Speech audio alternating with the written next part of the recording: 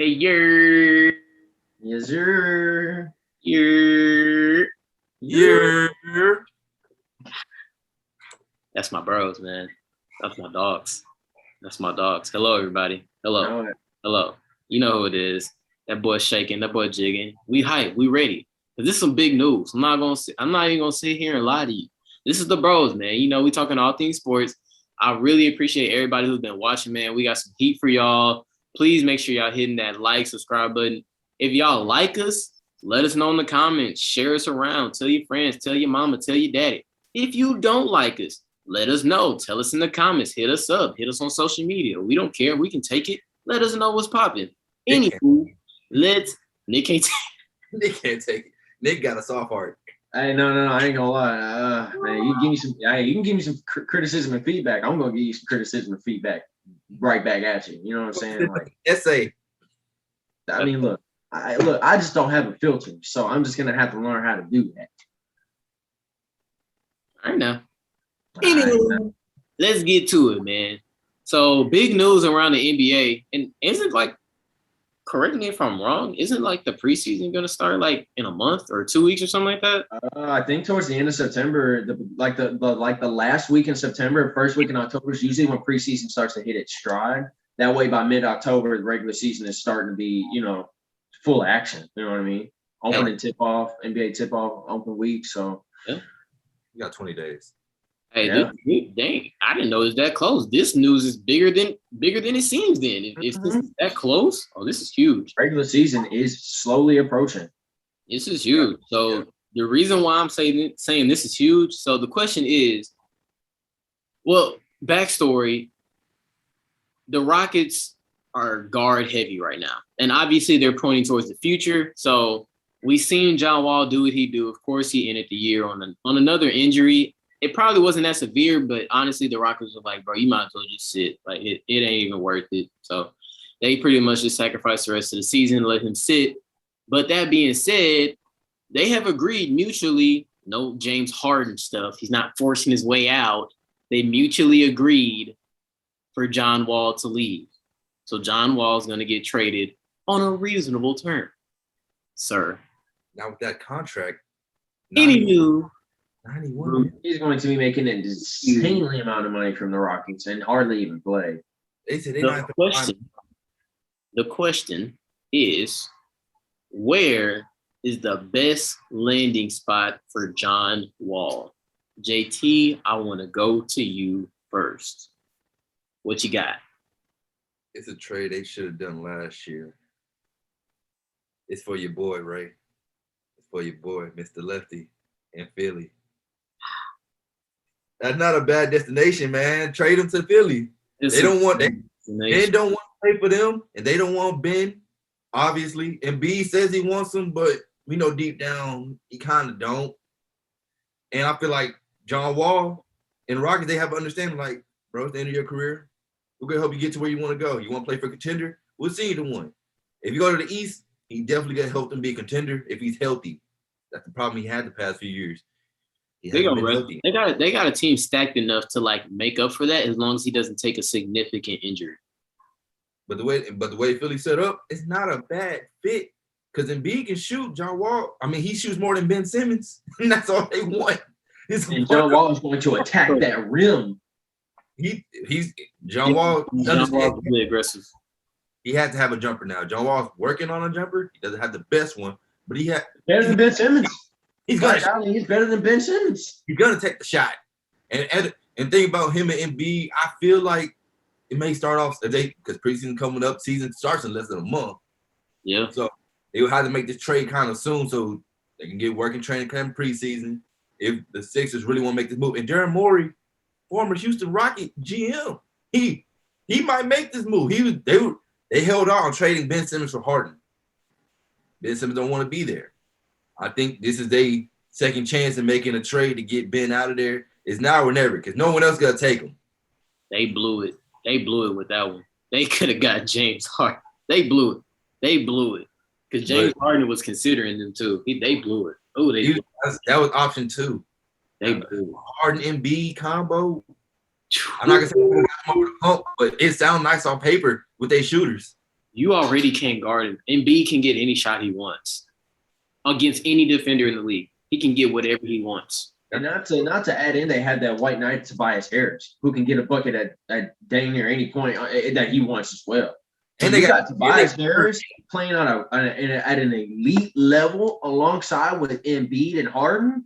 Come on now, man. Come on. That's the best coach in the world. Have shooters like JJ Redick. Like, hey, JJ not there no more.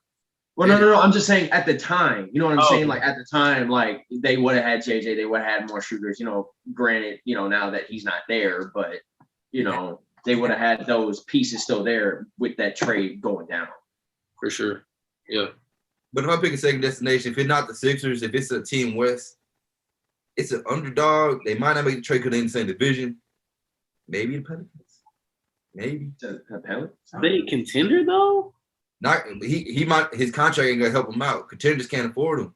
Like how much different is John Wall from like personally I think John Wall's better, but like how much of a difference would he make as a Drew Bledsoe? Because we seen the difference from Drew Holiday to Drew Bledsoe. Clearly we've seen that difference. So somebody paid off with that. But how much different would it be from Drew Bledsoe to John Wall? Eric Bledsoe. We're not talking about football. Eric Bledsoe. I'm sorry. Eric Bledsoe. Yes. Hey, long story short, I mean, John Wall still productive. He can get you about 18 and 7. I mean, that's not his usual numbers, but he's on the down peak of his career. He ain't the sorriest point guard. But especially with his contract, is gonna make it hard for him to go anywhere, especially to a contender. Because it's really only like 5 legit contenders, and Philly's his best chance if he wants to be getting his PT, his numbers, and a chance to win the chip. Philly's the spot right there. But I'm gonna give it to Nick real quick. Who you got, Nick? All right, so this is my pick. Personally, out of no bias, I'm going to go with the Los Angeles Clippers. And for this reason is because they can run Reggie Jackson off ball, right? Reggie Jackson is not a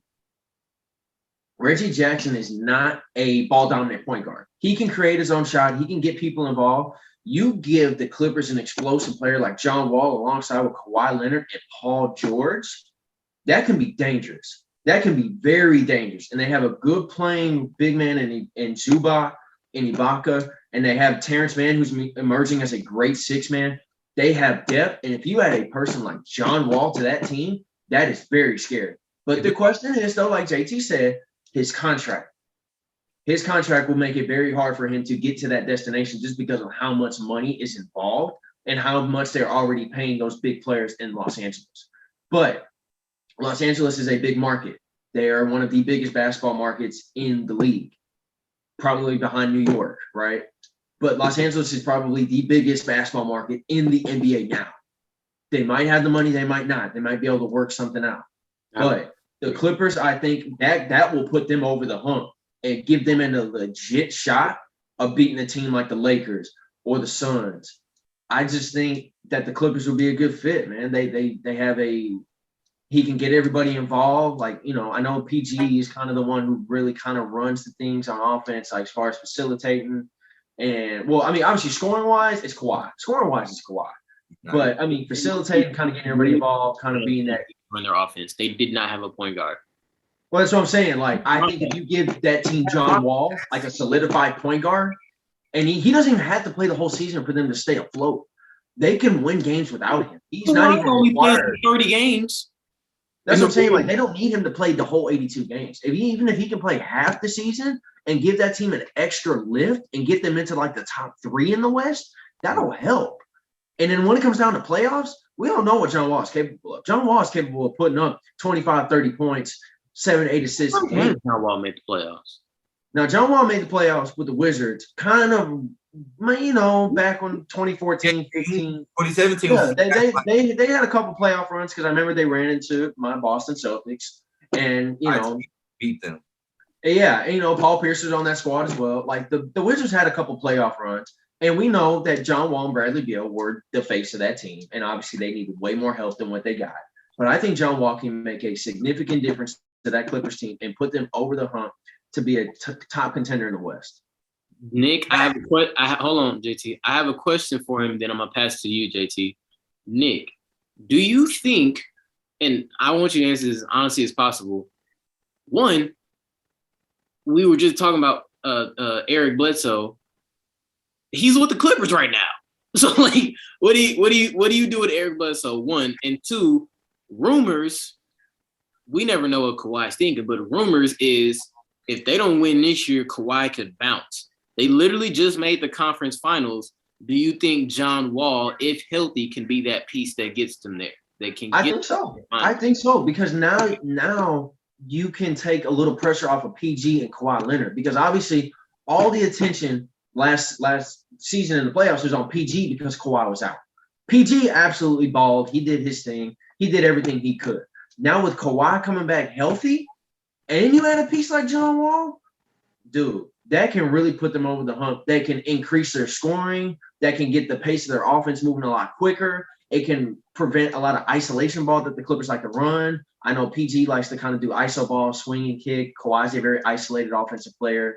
Reggie Jackson as well. So I feel like that'll allow the ball to move a little bit more freely to all their bench players and throughout their starters. I think it'll just amplify their offense and get that ball rolling for them. I just think that they could use a guy like John Wall to get to the net, to get over the hump and get to the finals. Kawhi was a problem, though. I think we can all agree if Kawhi was healthy, yeah, that's all totally different playoffs. But if we're going off that, if AD was healthy, but that's the topic for another day. JT, I seen your faces. What was you have? I feel like you may have a rebuttal. What you talking about? Nick, that was some max stuff you just said, bro. Cause we just said Eric Bledsoe can do what John Wall do, and he's a little younger than him, and he's more durable. John Wall is not gonna play 2 games. Any location he goes, he's not gonna play 2 games. Eric Bledsoe is John Wall? Since when? Put John Wall, Eric Bledsoe on the court. When? It's the same player right now. Right now. Can Eric Bledsoe put up 30, 40 points? I don't think so. Last time I saw John Wall fully healthy, that boy John Wall can put up some big numbers. And last time I checked, when Eric Bledsoe was on Milwaukee and all these other teams, I don't think he can do that. Eric Bledsoe just falls in the playoffs. John Wall got to make the playoffs so he can show his production. Well, John Wall needed a team, and John Wall only had one counterpart. And that's all he had. No, don't do that because we just seen what Westbrook did with Bradley Beal. Yeah, I mean, you could say that. You could say that. You could. And then also another thing with John Wall's downfall is he can't stay healthy. He just can't stay healthy. That part right there. You say that, but you say he's going to be the reason they can get to the chip. But what I'm saying is, though, like they don't have to work him like a dog, like in Washington, what they do with Los Angeles. But I ain't gonna lie to you, John Wall not that type of dude. I don't think he not built like that where he want to sit all day. No, he want to be on the free. I know. What I'm saying though is like they don't need to work him all 82 games, 48 minutes. They don't need to work him like that. What I'm saying though, like they can play him like 30 minutes, 32 minutes a game, and maybe 35 minutes a game, and have him still good, have him fresh for the playoffs, and have him still being able to try to become a little bit more durable than what he has been, because obviously he's shown signs of getting hurt often. And in key situations too. You saying John Wall could be the difference maker, but he's never got out of the second round, and he's had probably in Washington, he probably had about 2 chances to get out. We really hope y'all enjoyed the video today. For more content and notifications, please make sure and hit that subscribe button. See y'all later, man.